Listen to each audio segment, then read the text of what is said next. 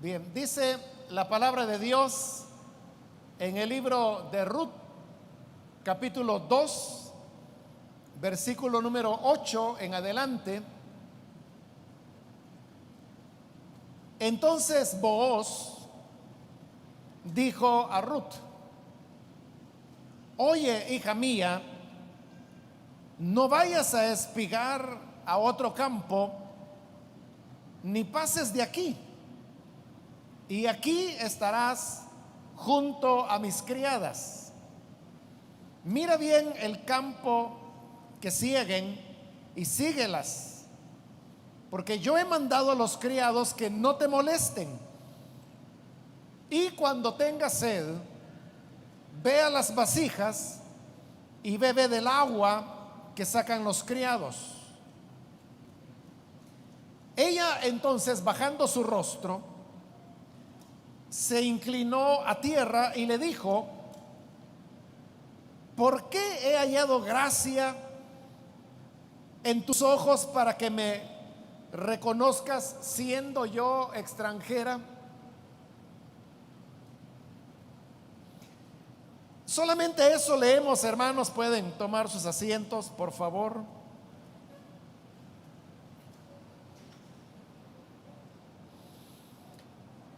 Hermanos, este libro de Ruth cuenta la historia de una familia, y probablemente usted lo ha leído y entonces ya conoce un poco el argumento. Pero recordará que habían dos mujeres que habían quedado solas. Una de ellas era una señora ya que se llamaba Noemí, y la otra era una muchacha joven que era Ruth, de quien toma nombre el libro. Ruth era la nuera de Noemí, pero las dos eran viudas porque tanto Noemí como Ruth habían perdido a sus esposos. Esto, hermanos, en la época en la cual ellas vivieron, representaba indigencia, pobreza, porque en primer lugar las propiedades se recibían por medio de la herencia, pero esta era una herencia del todo masculina. Es decir, los padres heredaban a sus hijos varones las herencias. Las hijas no recibían herencia de sus padres. Se suponía que era el hombre que se casara con ellas la que debería tener sus propiedades. Por lo tanto, aunque ellas tenían derecho a propiedades, porque, por ejemplo, Noemí, el esposo que había muerto, pero ese esposo tenía propiedades que le hubieran quedado a los hijos de Noemí, pero estos hijos también habían muerto. Entonces Noemí se había quedado sola, y como mujer que era, no podía hacer valer su derecho de propiedad sobre las propiedades que habían sido primero de su esposo y luego de sus hijos, pero como todos habían muerto, ya no quedaba más varón. De la única manera era que apareciera otro varón en la familia que pudiera hacer efectiva esa propiedad. Por lo tanto, tampoco podían trabajar esas tierras. El otro motivo era porque en esa época las labores para ganarse la vida eran todas masculinas. Fundamentalmente la economía era agrícola y piscícola. Es decir, las personas o se dedicaban a la agricultura o se dedicaban a la pesca. Otros también criaban ganado, Pero todas estas eran actividades puramente masculinas. Había otras maneras de ganarse la vida, como por ejemplo los artesanos, que hacían todo lo que hoy hacen las fábricas. Es decir, calzado, herramientas, construcción, o sea, todo eso estaba en manos también de hombres. No eran las mujeres las que hacían esto.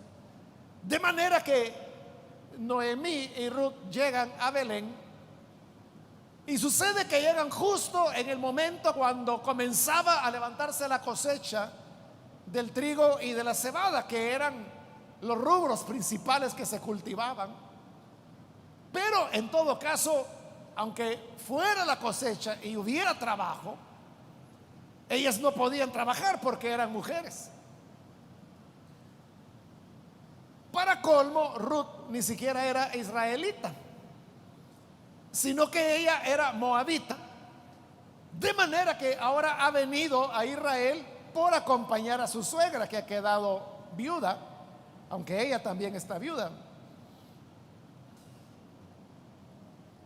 Es decir, que viene a una tierra que no es su país, donde no conoce a nadie, donde no tiene familia, donde tienen otra cultura, donde tienen otras costumbres. Pero cuando ya están en Belén,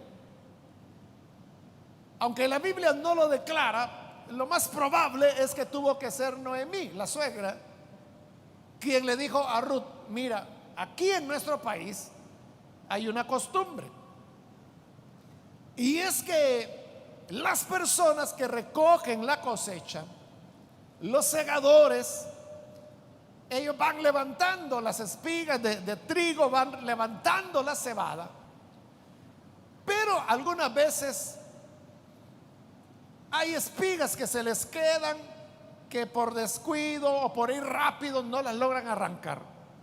Esas espigas que quedan ahí tiradas o que caen a la tierra, aquí en nuestro país la ley dice, porque así lo había dicho Moisés, que los pobres podían recoger esas espigas, llevárselas a casa, sacar el grano, para que así tuvieran algo, aunque sea un poquito, para comer. Entonces Ruth dice: de veras, porque allá en Moab no hay nada de eso, allá hasta el último grano recogen. No, le dice Noemí, pues aquí hay esa consideración hacia las personas pobres, así de que tú puedes ir y buscar un lugar donde ya los segadores hayan pasado, y todo lo que encuentres tirado o las espigas que no hayan sido cortadas, tú puedes cortarlas porque eres pobre. Entonces va Ruth y entra en un campo. Ella no sabe quién es el dueño de ese campo porque no conocía a nadie, pero iban los criados, los obreros, los segadores, iban adelante levantando toda la cosecha de trigo. Y entonces, conforme Noemí le había explicado, Ruth va atrás y ella ve de que por aquí quedó un pedazo de espiga, la recogía, por allá quedó otra, la recogía, por acá había otra espiga que no la habían cortado, entonces ella iba recogiendo. Claro, no era mucho, porque era lo que quedaba por olvido o porque se les había caído a los segadores, pero eso lo iba recogiendo, y la ley de Moisés decía que eso era de ella y eso lo podía usar para sobrevivir. Entonces iban caminando, y era, hermanos, ahí más o menos como una cuestión pues de suerte, ¿verdad? Que si se encontraban muchas espigas o se encontraban pocas, pero era todo el día que había que estar ahí, porque mientras más fueran detrás de los segadores, más podía recoger y así tener un poquito más para comer, aunque sea 1 o 2 días. Entonces el día va avanzando, y ya a media mañana resulta que llega el dueño de esas propiedades. Era un hombre israelita que se llamaba Booz. Él ya era un señor de edad,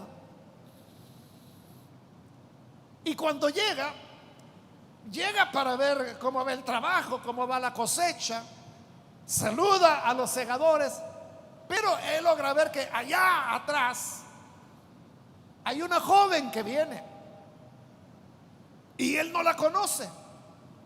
Entonces les pregunta a los segadores: miren, ¿y aquella muchacha que viene allá quién es? Ah, le dijeron, esa es Ruth, es una moabita. Y dicen que ha venido porque quiso acompañar a su suegra Noemí. No quiso dejarla sola porque ella quedó viuda. Sí, dijo él, yo sé el caso de Noemí, que perdió a su esposo y a sus hijos.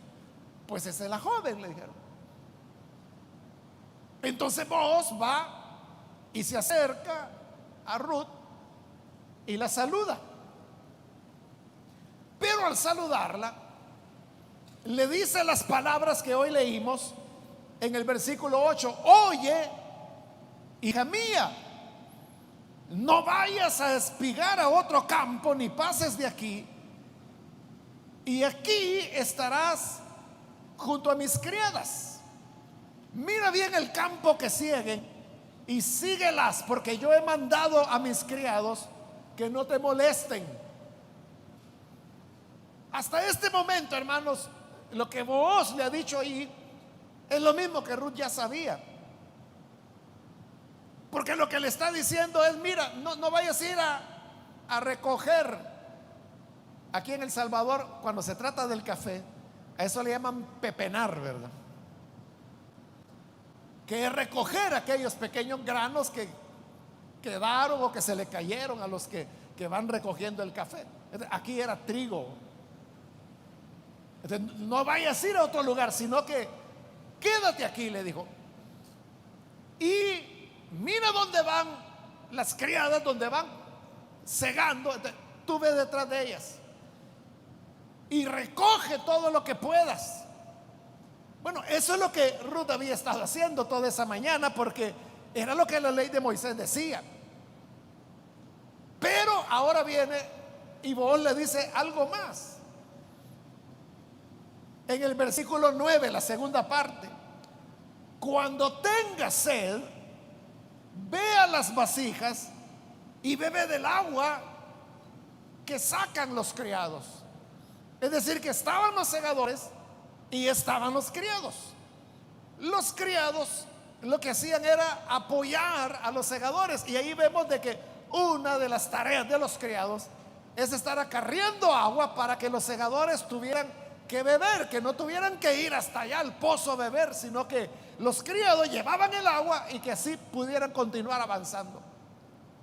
Entonces Booz le está diciendo: sigue recogiendo espigas acá, y cuando tengas sed, toma del agua, bebe del agua que los criados han sacado. Yo ya hablé con ellos y ya les dije que no te molesten. Esto sí era nuevo, porque la ley de Moisés no decía que había que darle agua a los pobres, sí decía que ellos podían recoger las espigas. Pero ahora Booz le está concediendo un beneficio más y dice: cuando tengas sed, no tienes que parar de recoger e ir hasta el pozo a beber agua o aguantarse todo el día. No, aquí el agua que mis criados traen, tú puedes beber la que quieras y ellos no te van a decir nada. Yo ya les dije que no te molesten. Cuando Ruth escucha lo que Booz le está diciendo, ella, hermanos, se derrama en gratitud y agradecimiento delante de él.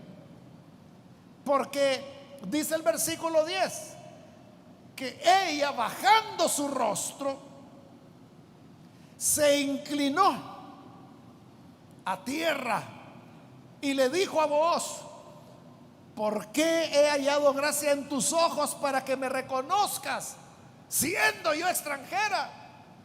Si ni siquiera soy de tu pueblo, ni siquiera soy tu compatriota. ¿Y por qué me muestras tanto favor? Pero esto, dice la escritura, que Ruth se lo estaba diciendo inclinada a tierra. Es decir, que ella se había postrado para expresar su gratitud delante de Booz. Es decir, que ella lo que está mostrando es un profundo agradecimiento por el favor que vos le ha concedido de que pueda también tomar agua de la que sus criados llevan allí. Lo otro de recoger espigas, eso estaba normado por la ley de Moisés. Eso no solo vos lo hacía, eso todos tenían que hacerlo, porque así lo había dicho Moisés. Pero esto de dar agua, no. Ahora, lo que quiero hacerle notar es que Ruth estaba agradecida, pero al mismo tiempo impresionada de ver el favor, la gracia, el apoyo que Booz le estaba dando al darle de beber, que tomara el agua que ella quisiera. Pero si usted ha leído la historia de Ruth, usted sabrá, hermanos, de que esto fue el día que Booz conoció a Ruth. Y esto apenas fue el inicio de una serie de bendiciones y privilegios que Booz le irá dando a Ruth cada vez más.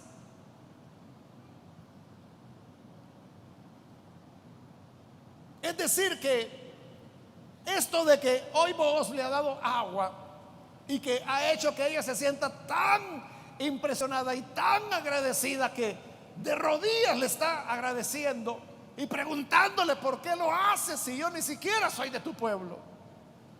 Eso no es nada para todo lo que Booz habrá de darle posteriormente. ¿Y qué es lo que vino posteriormente? Porque ese mismo día, cuando llegó la hora del almuerzo, para sorpresa de Ruth, Booz la manda a llamar y le dice: ven. Como ella era pobre, ella no tenía que almorzar, no había llevado nada. Entonces Booz la manda a llamar y ella llega y le dice: mira, ven, siéntate aquí, moja tu pan en el vinagre, come de lo que los segadores están comiendo, tú también ven y almuerza. Es decir, le da almuerzo. Y esto era algo que ella no tenía previsto. Y cuando termina de almorzar, que incluso Ruth tomó una parte de la comida y dijo: aquí me la voy a esconder y se la voy a llevar a mi suegra. Cuando terminaron de almorzar, Booz le dijo a sus segadores: miren, les dijo, cuando ustedes anden recogiendo las espigas, a propósito les dijo, dejen botadas algunas, de las que corten, bótenlas, para que así Ruth pueda recogerlas. Y los criados obedecieron. Allá iban recogiendo y recogiendo, pero a propósito agarraban 2, 3 espigas y las dejaban botadas. Y entonces, ¿eso qué significaba? Que a Ruth le comenzó a abundar y abundar lo que iba recogiendo. Y quizás ella misma decía: pero qué descuidados, les cayó mal el almuerzo, porque en la mañana estaban trabajando bien y hoy en la tarde están dejando mucho botado. Bueno, pero mejor para mí, dijo Ruth, porque eso me pertenece. Y recogió más y más y más. Pero era el favor de Booz que estaba dándole ahora más bendición. Después de eso y después de algunos días, y esto continuó, ella siguió detrás de los segadores de Booz, siguió bebiendo del agua, siguió comiendo de ellos. Pero una noche Booz le dijo: mira, extiende tu manto. Y ella lo extendió y le dio 6 medidas de cebada. Es decir, aquí no era, esta ya era la cebada limpia, como dijéramos nosotros, el grano ya oro, si fuera café, ¿verdad? O sea, es decir, lo que se va a usar, lo que es puramente, lo que tiene valor. Entonces, pero ahí no era café, era cebada. Entonces, le pone 6 medidas y le dice: mira, para que no vayas con las manos vacías y se lo lleves a tu suegra. Esto no lo esperaba ella, era una bendición mayor. Pero la cosa no termina ahí, hermanos, sino que después de esto, Booz le dice que la va a redimir, lo cual significa que él se va a casar con ella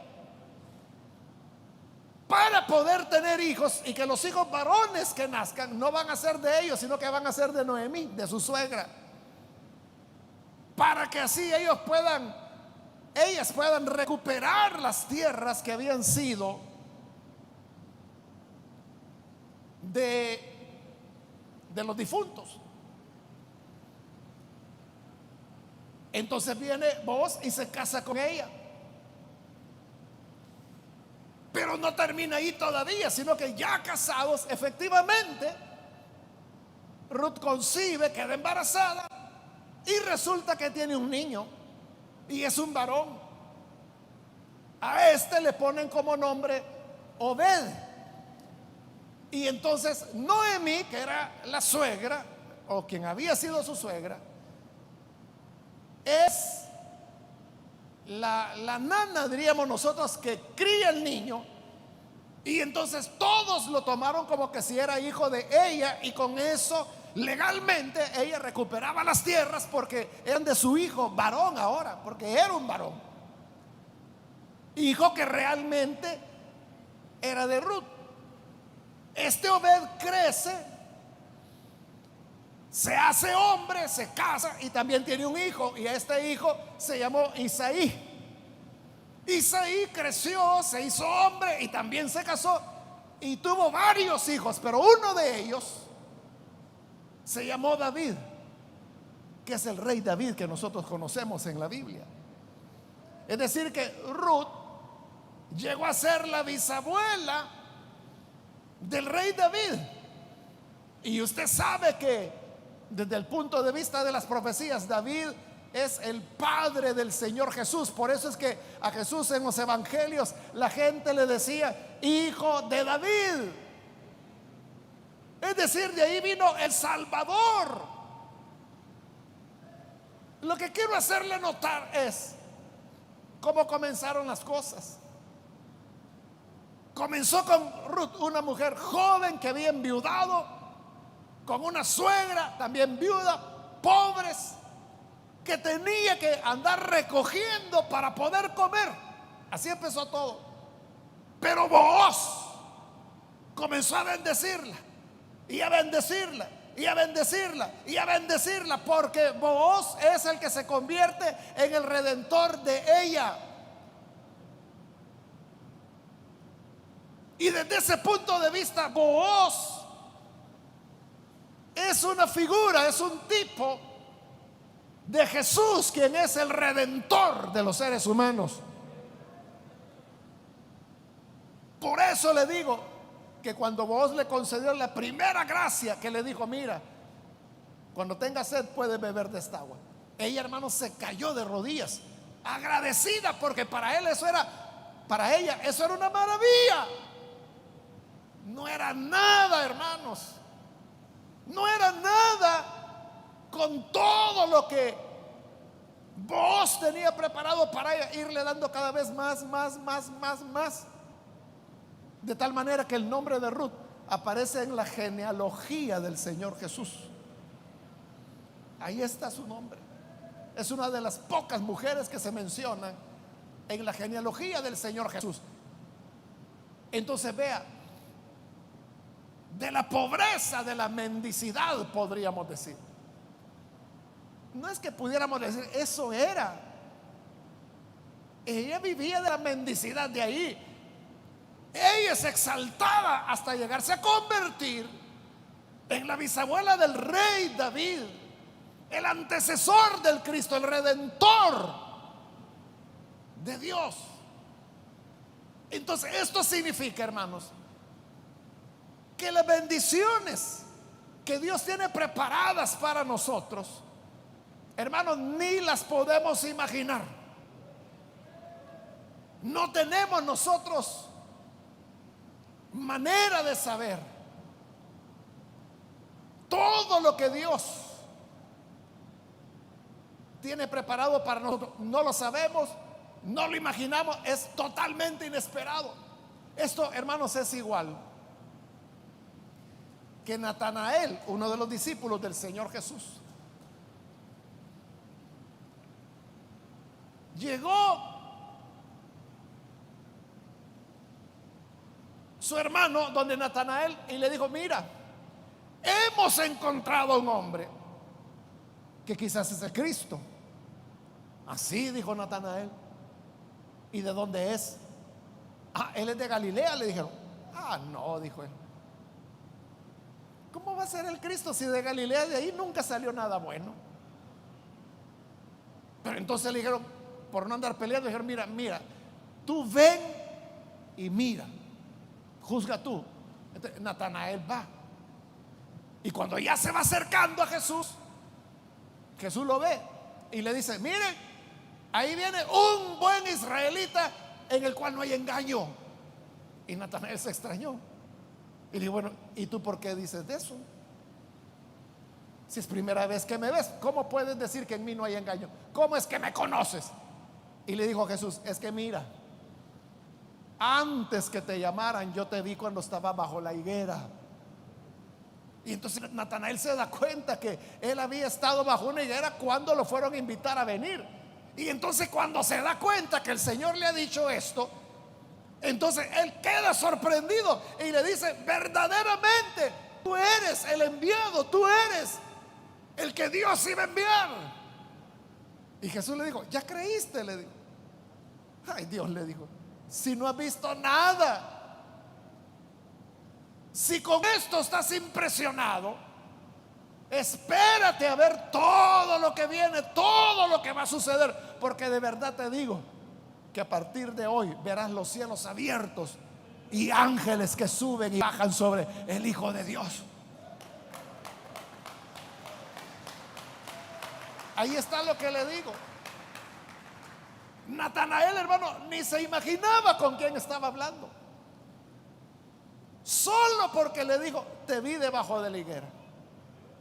Y por eso es que Jesús le dijo: porque te dije, te vi debajo de la higuera, ¿crees? Hermano, ¿qué era eso de decirle: te vi debajo de la higuera?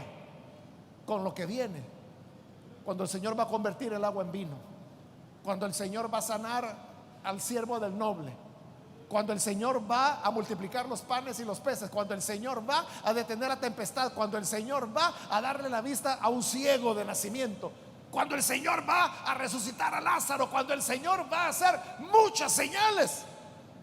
Haberle dicho: te vi bajo la higuera, era nada. Pero eso es lo que le estoy diciendo, que nosotros como seres humanos nos maravillamos como Ruth, porque le dijeron: mira, cuando tenga sed puede beber de esta agua. ¿Qué se imaginar ella, hermano, hasta dónde el Señor le iba a llevar? Todo lo que Dios tenía preparado para ella. Entonces, de igual manera, por eso es que la Escritura dice que Dios da mucho más abundante, mucho más abundantemente de lo que pedimos o de lo que esperamos. Ni lo imaginamos, hermanos. Usted no se imagina todas las cosas que el Señor ha preparado. Cosas que ojo no vio, ni oído oyó, dice la Escritura. Son las que el Señor ha preparado para nosotros. Y ese pasaje, hermano, es muy mal interpretado, porque mucha gente cree que se refiere al cielo, y ahí no está hablando para nada del cielo. De lo que está hablando es del plan redentor que el Señor tiene. Y dentro de ese plan, en el cual participamos todos los que hemos sido llamados, el Señor, hermano, tiene muchas bendiciones, cosas que Él ha preparado para nosotros. Y como le digo, ni lo imagina. Ni lo imagina. Tal vez lo que usted le está pidiendo a Dios es una cosa pequeña, y Dios lo que tiene preparado para usted es mucho más.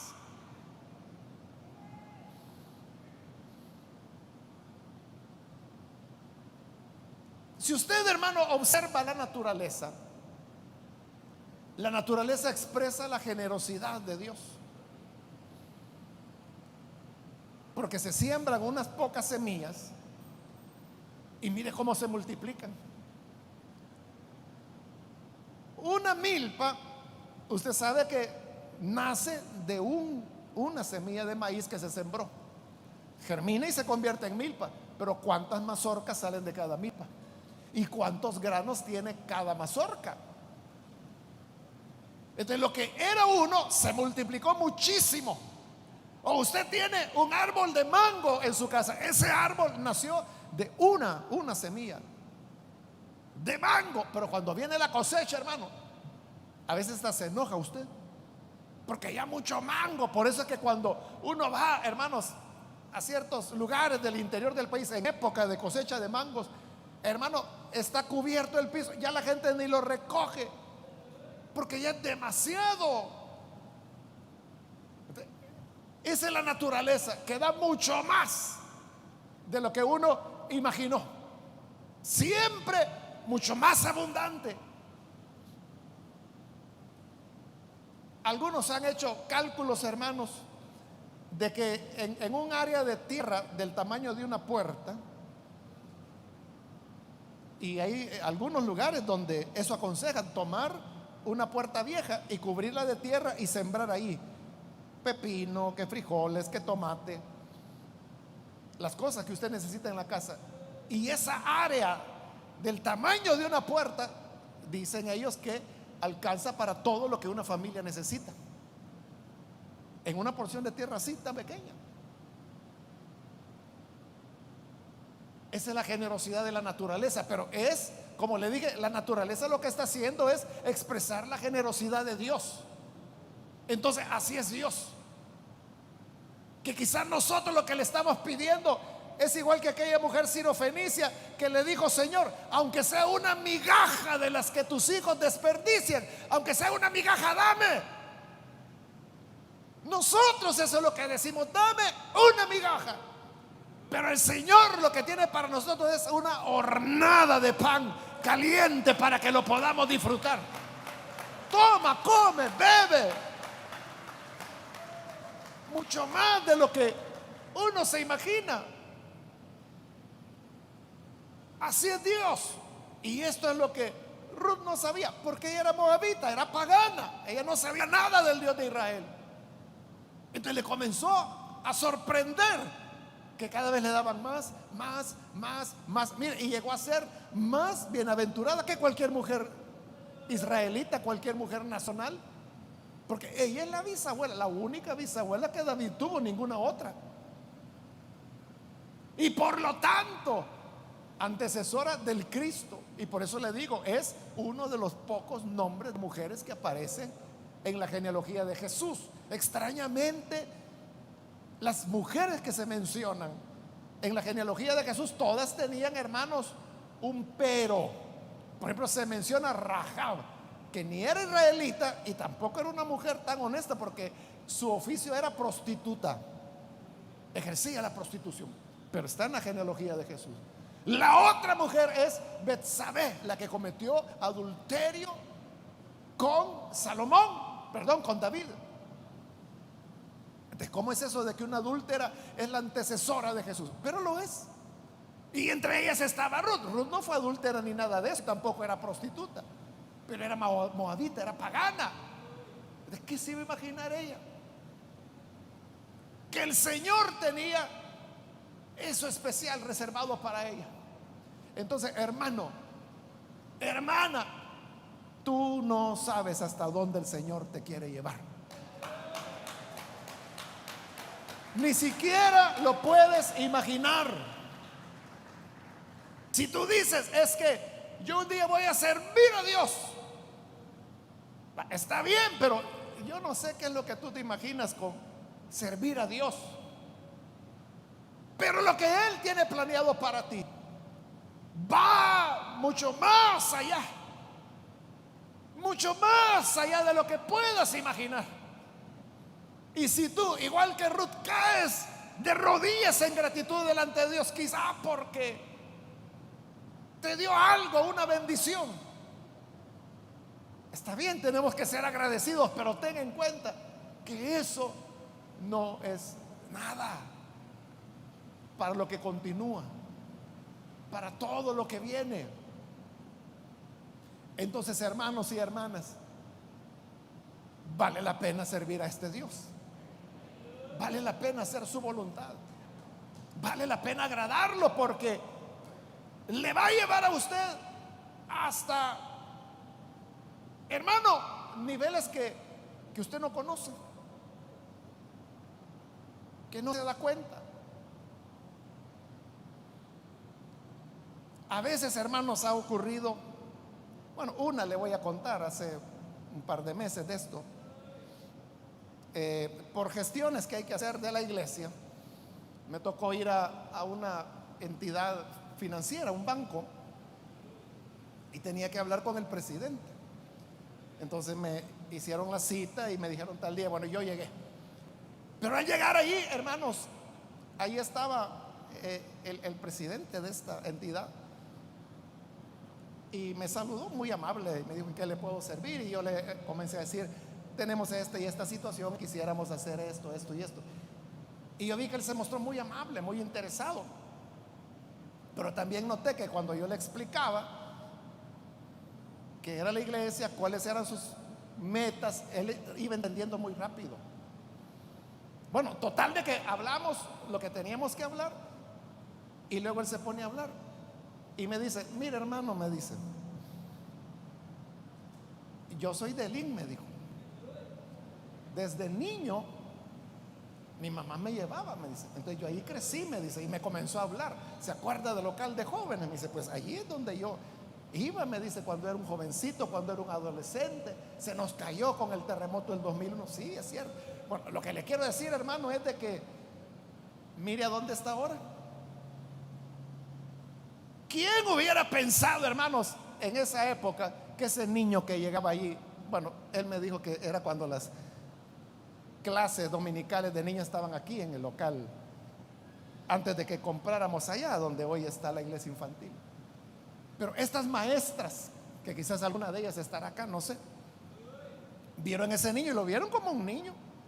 Oh, los pastores que lo atendieron allá como joven, como adolescente. ¿Cuándo, hermano, imaginaron de que iba a ser el presidente de una entidad financiera en donde yo tenía que llegar para ver de qué manera nos puede ayudar?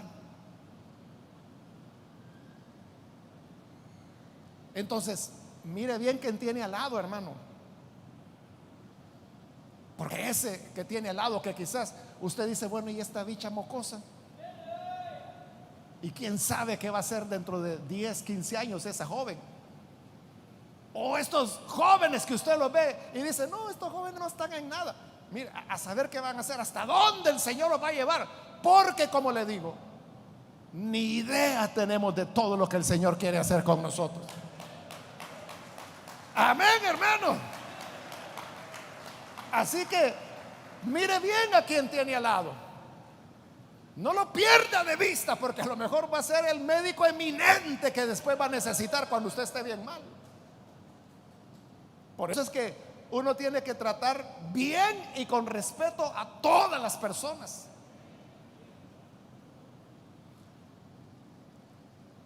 Allá en Alemania, hace más de 500 años, hubo un maestro de escuela que se ponía en la puerta del aula para recibir a los niños que venían a recibir clases. Y cada niño que entraba, él se quitaba el sombrero y lo saludaba por su nombre. Y cada uno de los niños que iba entrando, él se quitaba el sombrero y lo saludaba, hasta que alguien le dijo: mire, profesor, ¿y usted por qué se descubre la cabeza delante de los niños? Ellos son los que tienen que quitarse el sombrero para saludarlo a usted, y no usted a ellos. Y el profesor respondió: yo me quito el sombrero, dijo, porque es cierto, son mis alumnos, son niños, pero yo no sé qué van a llegar a ser el día de mañana. ¿Y sabe qué ocurrió? Que uno de los alumnos que él tenía era un niño que se llamaba Martín, de apellido Luther en alemán, y que nosotros lo hemos españolizado como Lutero. Uno de sus alumnos era Martín Lutero. Bien hizo él, hermano, en quitarse el sombrero para saludar con respeto a cada uno de esos niños, porque al menos Martín Lutero se convirtió en el hombre que partió a Europa hasta el día de hoy, después de 500 años. El hombre que Dios utilizó para restaurar a la iglesia la doctrina de la justificación por fe. Por eso es que decimos, ¿verdad? Caras vemos, corazones no sabemos. Usted ve ahí a los hermanitos, las hermanitas tranquilas, pero ¿qué va a hacer Dios con ellos? ¿Hasta dónde va a llevar a cada uno? No lo sabemos. Que Dios le bendiga, que lo use y que, al igual que Ruth, más allá de lo que usted espera, más allá de lo que usted imagina, que así sean las bendiciones de Dios para usted y para su familia. Estamos en buenas manos. Buen consejo le dio Booz a Ruth cuando le dijo: mira, no vayas a otro campo, quédate en el mío. Bien hacemos cuando nos quedamos al lado de Jesús, porque como Él no hay otro. Vamos a cerrar nuestros ojos, hermanos, y vamos a inclinar nuestro rostro. Antes de orar, yo quiero invitar a las personas que hoy han escuchado lo que la Biblia nos dice y de la oportunidad que tenemos para llegar a recibir muchas bendiciones de parte de Dios. Por eso yo quiero invitar, si hay con nosotros alguna persona que todavía no ha recibido al Señor Jesús como su Salvador, pero si usted necesita hacerlo, este es el momento. Puede ponerse de pie, por favor, en el lugar donde está. Si usted desea recibir a Jesús como su Salvador, póngase de pie y vamos a orar por usted. ¿Hay alguna persona, algún hermano, amigo, amiga que necesita recibir a Jesús? Póngase en pie. Mire que ni nos imaginamos todo lo que Dios tiene preparado. Muy bien, aquí hay un hombre que se pone en pie, que Dios lo bendiga. Alguien más que necesita hacerlo puede ponerse en pie. Hoy es el momento cuando el Señor le está llamando. ¿Hay alguien más que necesita venir al Salvador? Póngase en pie.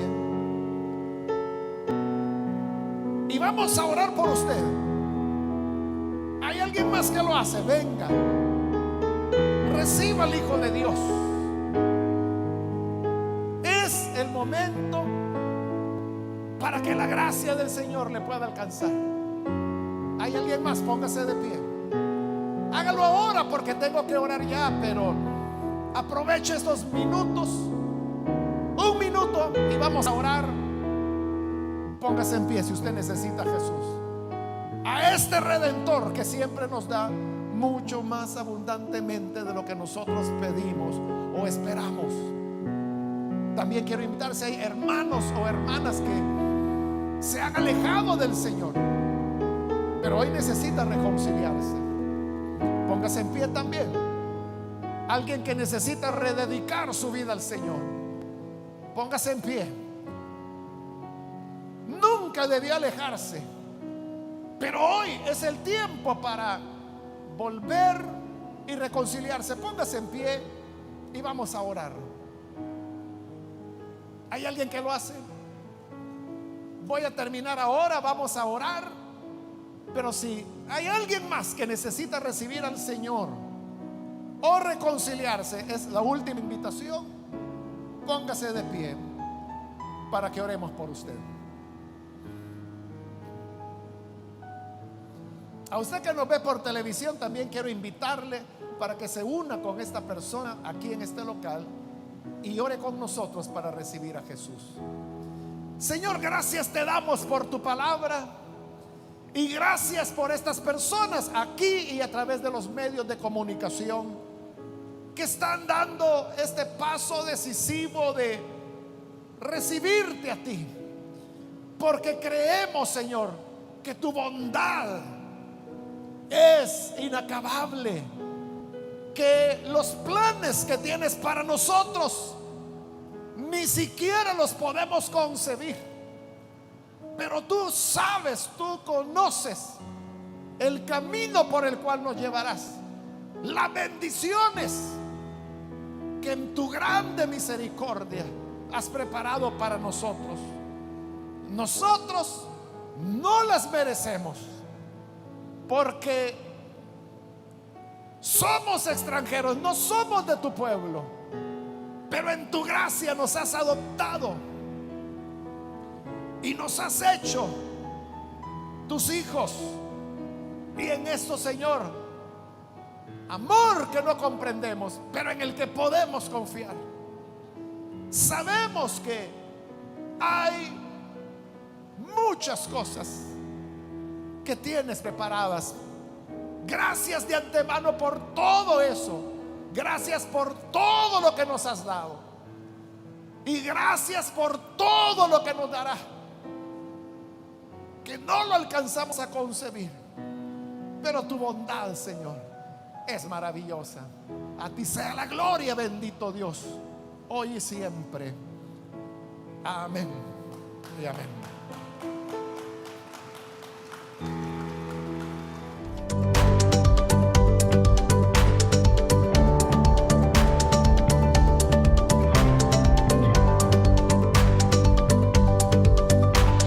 Si usted ha aceptado a Jesús como su Salvador, llámenos al 2294-9596 y oraremos por usted.